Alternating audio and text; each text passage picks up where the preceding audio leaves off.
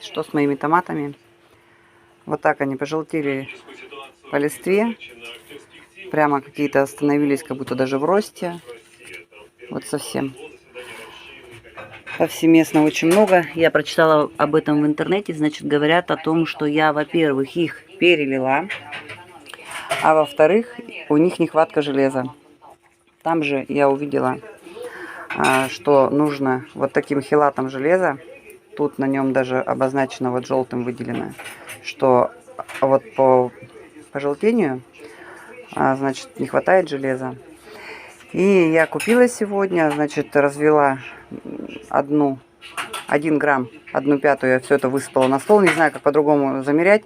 Высыпала все на стол, разделила на 5 ровных частей, как мне кажется, разбавила в литре воды.